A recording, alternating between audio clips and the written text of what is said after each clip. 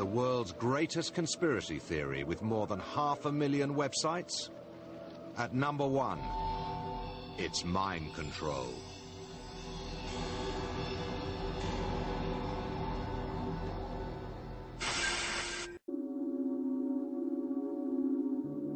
We know there are official papers on various other experiments back in the Cold War conducted by the CIA when they used drugs and all kinds of stuff on people looking for truth serums, things that would bend people's consciousness. They gave people LSD, they gave people all kinds of strange things. So the notion that the CIA would investigate ways of bending your brain wasn't startling.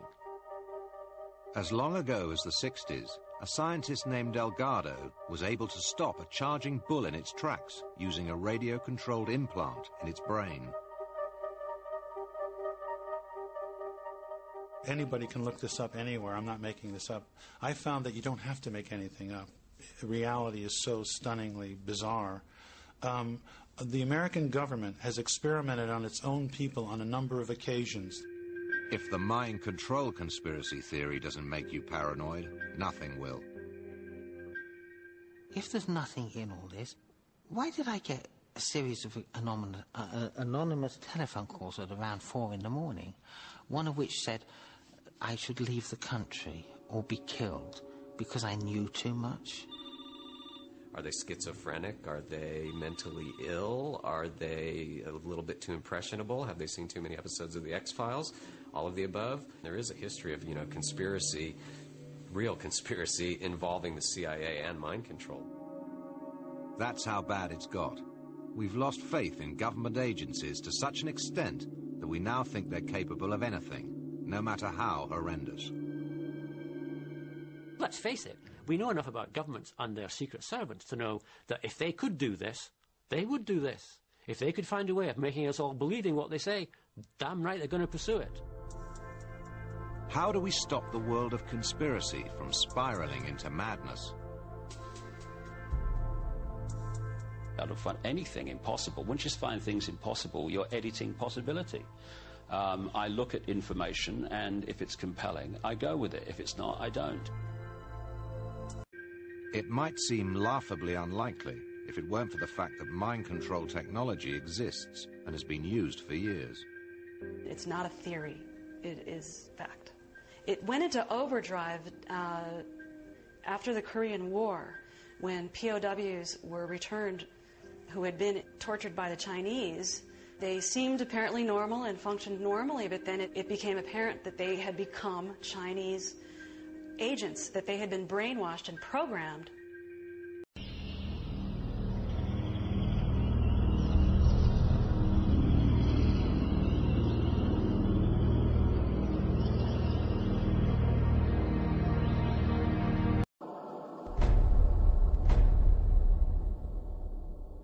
In covertly recorded off-air transmissions from the Bush-Clinton presidential election campaign in the 1990s, we can see that Bill Clinton was nothing more than a puppet to the puppet masters which placed him in the White House.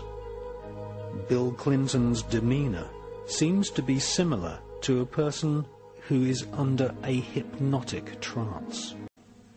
Where From the point of view I had, they certainly were friends, and they didn't recognize any party lines between them. That's something for the, a smoke and mirrors illusion for the public. It's not something they adhere to because they had exactly the same agenda, and that was for bringing in this new world order. From 1945 and the end of the war through 1989 and the end of the Cold War, we had a worldview. Republican and Democratic presidents alike, from Harry Truman to George Bush, stood for freedom and stood for certain propositions that would make America strong and healthy and grow the middle class and shrink poverty and stand against communism. And after 1989, President Bush said, and it's a phrase that I often use myself, that we needed a new world order. So I wanted to finish the thought here. It's the one break we have to hit live. It's been around the world, but it's hard to believe we're being watched in 151 countries. Crazy. Ted Turner changed the world. big fan of yours. He would serve you that. He's right. He's ready. What's he got left in life again? After you're elected, think about it. No dope. That's for sure. Great guy to work for, too.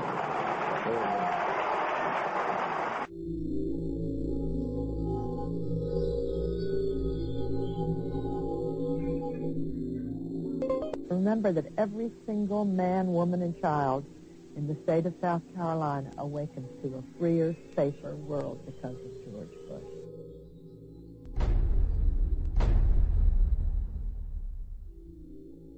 Cole, I would remind you and the people of Florence that all of us awaken every single day to a freer, safer world because of George Bush.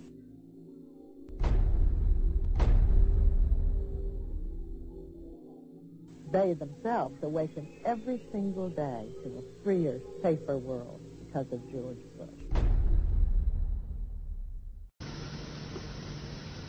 You're lying. I'm not lying. He was really on the bus? I said it might have been on the bus. I don't know. That's like a new movie and stuff. Baby, that movie is... I watched it fucking 4 months ago on DVD. Where have I been? Where have I been? Where have I been? At this point, Edward Bernays was living in New York. In the 1920s, he had invented the profession of public relations and was now one of the most powerful PR men in America. He worked for most of the major corporations and advised politicians, including President Eisenhower. Like his uncle Sigmund, Bernays was convinced that human beings were driven by irrational forces. The only way to deal with the public was to connect with their unconscious desires and fears. Bernays argued that instead of trying to reduce people's fear of communism, one should actually encourage and manipulate